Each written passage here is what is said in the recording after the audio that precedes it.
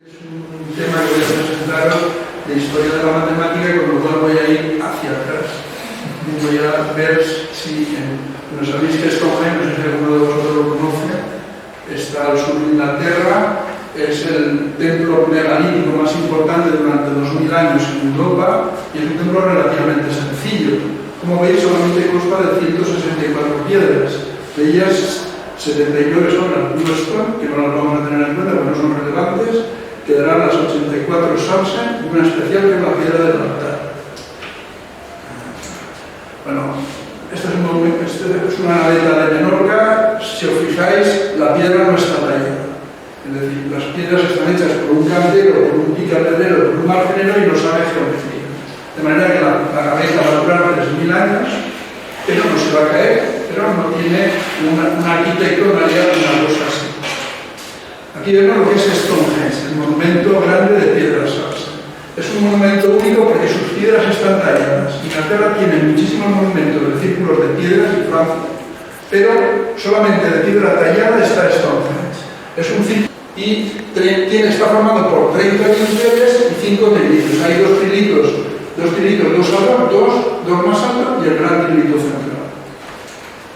Bueno, se encuentra donde está Stonehenge, está la llanura de Salisbury, está encima de una loma ligeramente inclinada. Esta es una carretera principal que va al sur, esta es una carretera secundaria y aquí tenemos Stonehenge y aquí tenemos lo que es el parking y la cafetería. Y vemos que la zona de Stonehenge hay alrededor de 300 túmulos de alrededor.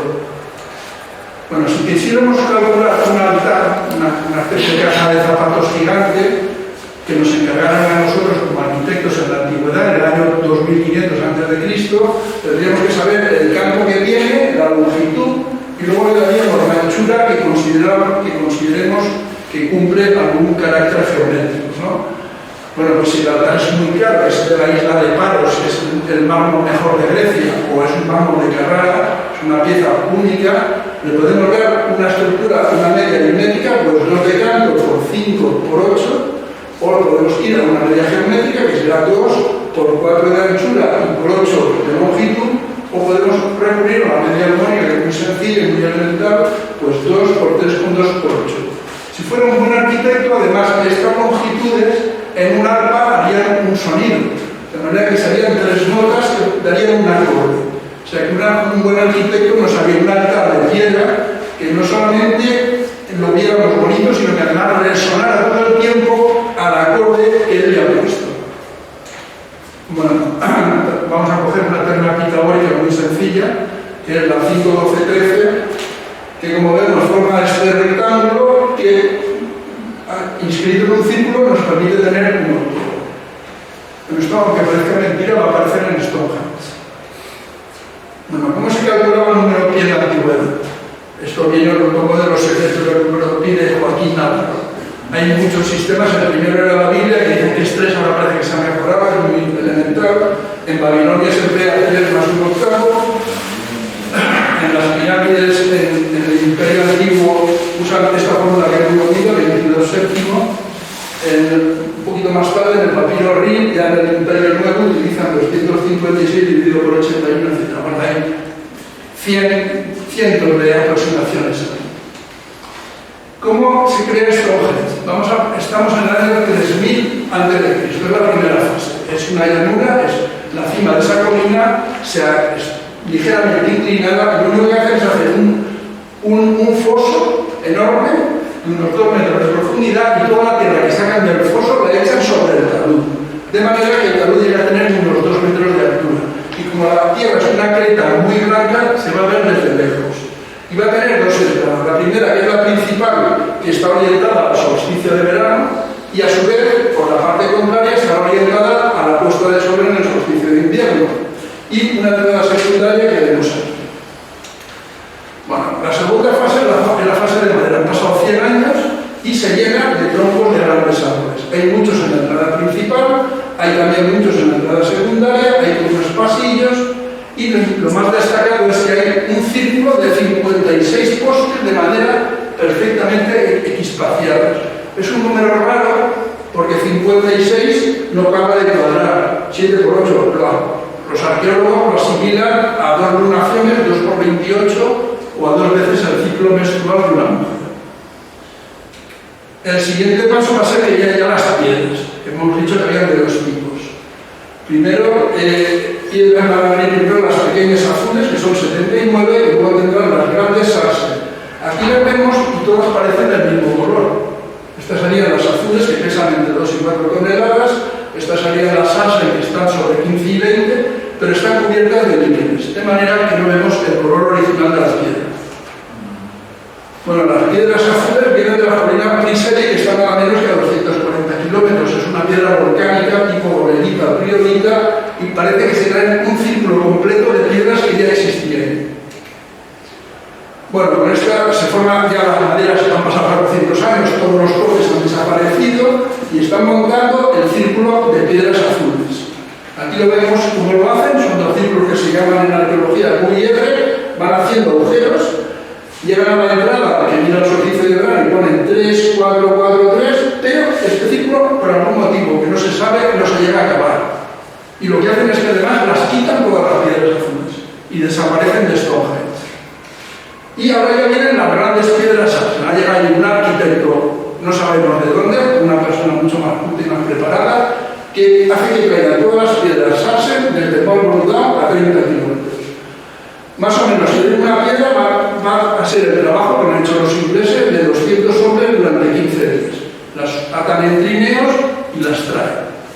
Y al final se ha calculado que hacer Stonehenge tendría que costar el trabajo de 1.500 hombres durante 5 años. Bueno, aquí ya tenemos cómo ha quedado Stonehenge en este momento, en el 2500 a.C.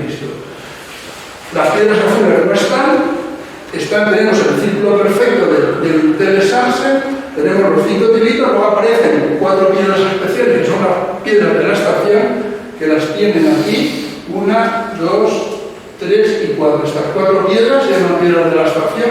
Luego tenemos las 3 piedras de la matanza o del sacrificio, y luego la Hill Stone o la piedra del talón, que es por donde sale el sol en el solsticio de verano.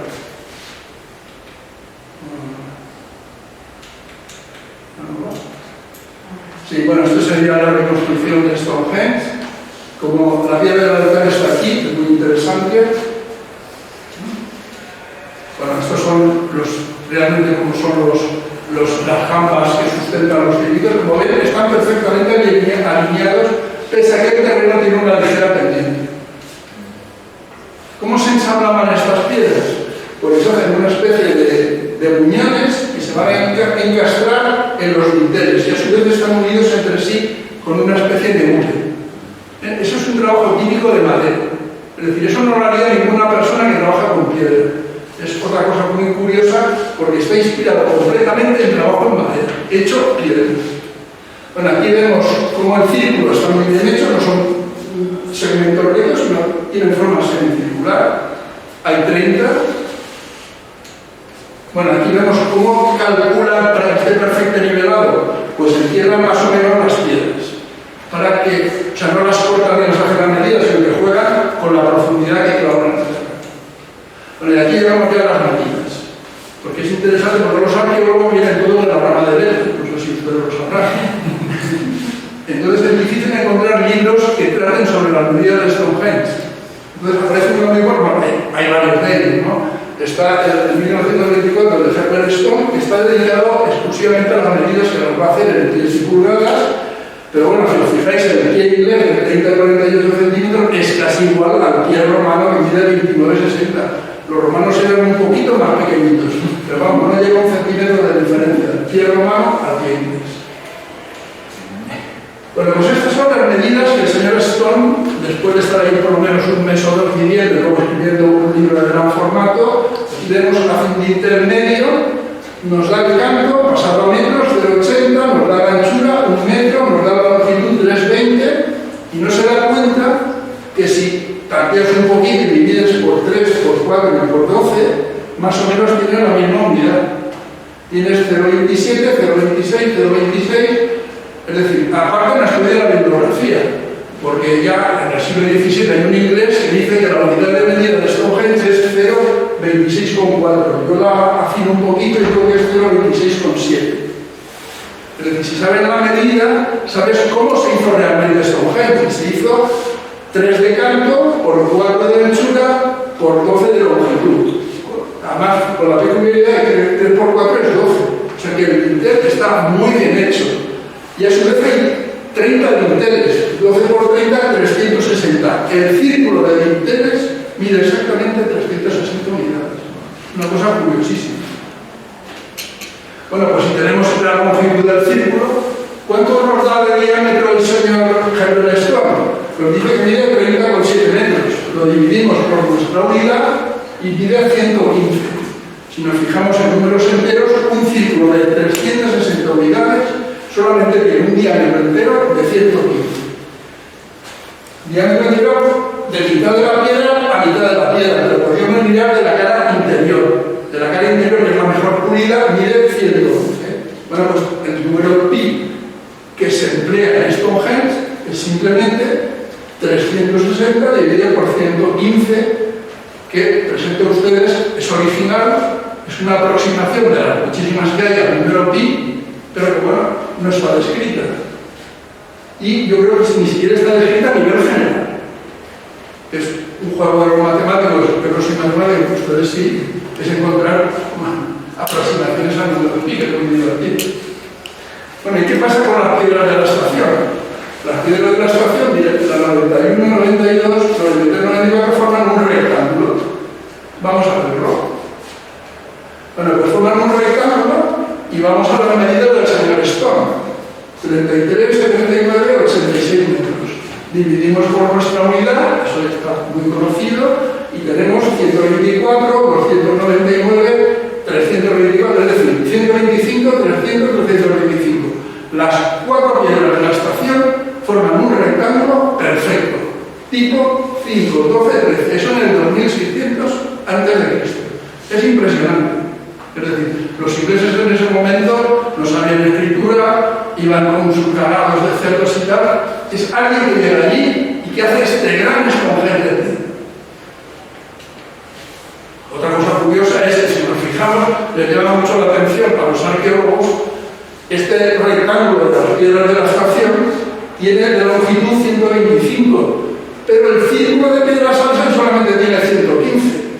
Y uno se pregunta, oye, ¿por qué no lo han hecho tangente? Vamos a ver, no sé si tú y yo lo harías o no. Es decir, hacer el círculo tangente o no. Porque te llama la atención y dice, ¿por qué no ha sido tangente?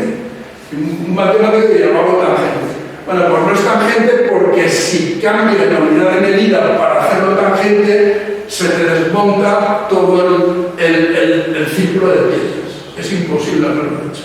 O sea, no cabe. Bueno, vamos a por el siguiente problema. ¿Cómo está hecha la piedra del altar? Y me baso, la piedra del altar es única. Es una piedra que es la última que se trae. Y nada menos que la traen del norte de Escocia, a 750 kilómetros. Eso se descubrió hace 2 años. Los geólogos ingleses estudiaron a fondo la piedra del altar y dijeron, es una piedra volcánica, pero no es como una piedra azul, es diferente. Bueno, el señor Anthony Johnson escribe su libro, es un arqueólogo muy reconocido, Solving Stonehenge, la nueva llave para resolver un enigma antiguo. Entonces, ¿qué hace? Al hablar de, obviamente, los arqueólogos no saben estadística. Al hablar de la piedra del altar, dice que está rota, actualmente ha caído, está rota, le ha caído la piedra de un dintel encima, es difícil de medir, está semi-enterrada. Y nos dice cuánto mide, nos dice que mide 4,4 por 0,9 por 0,5 metros. Esa es la medida que da el señor Stone, un arqueólogo muy reputado, que os lo pongo aquí, 4,40, 0,90, 0,5. ¿Cómo está hecho eso?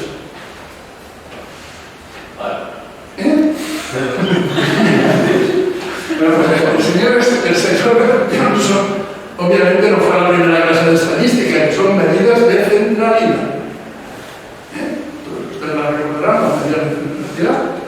Por la medida de centralidad, vamos a ver para qué sirven. 4,40 de longitud, 0,90 de anchura, 0,5 de canto. ¿Cumple la media aritmética? Pues 4,40 más 0,5 dividido por 2, 2,45. No está hecho con la regla aritmética que vimos al principio. Pero nos vamos ahora a la medida geométrica. 4,4 por 0,5 raíz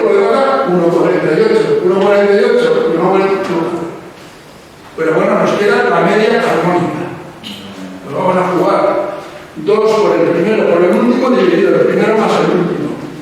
4, 4, 0, 9, 0, 9, 0, 9, 0, 9. Si el señor Stone hubiera ido a la clase de estadística, primera clase de estadística, se hubiera dado cuenta que la piedra del altar de Stonehenge está hecha por la media armónica. Es totalmente original. Y, bueno, yo estoy un poco trampeando, porque el señor Anthony Johnson no solamente no sabe estadística, encima no sabe medir. Porque si os fijáis, he cogido más medidas de más autores. Y entonces vemos que Stone da para la longitud 488, mientras que Johnson da 440. Bueno, hay otro Tri, 490, 488. Ahí entramos en un problema de medida. Porque en el siglo XIX, cuando la gente iba a Stonehenge, había un pequeño hotel y a cada cliente que venía le daban un martillo enorme de hierro para que rompiera alguna piedra y se llevara un recuerdo. Y casi todos lo hacen sobre la piedra del altar, porque es de color verdoso, es muy bonita y está muy fácil de coger. De manera que la piedra del altar está bastante deteriorada. Entonces hay un problema de medidas. ¿Qué hacemos? Bueno, pues las longitudes de media 480, la anchura 0,99, el canto 0,52, 0,94, 0,99, es una hipótesis razonable, la que digo yo, de que la piedra del altar, que nadie sabe cómo está hecha, yo propongo que está hecha siguiendo una sucesión armónica, que mediría, pasando nuestras unidades, 18 por 2 por 3,60.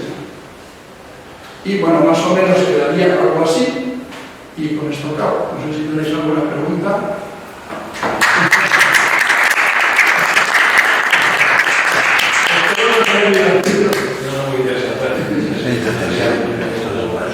Un poco diferente a lo que había. Pero además es estudio. Bueno,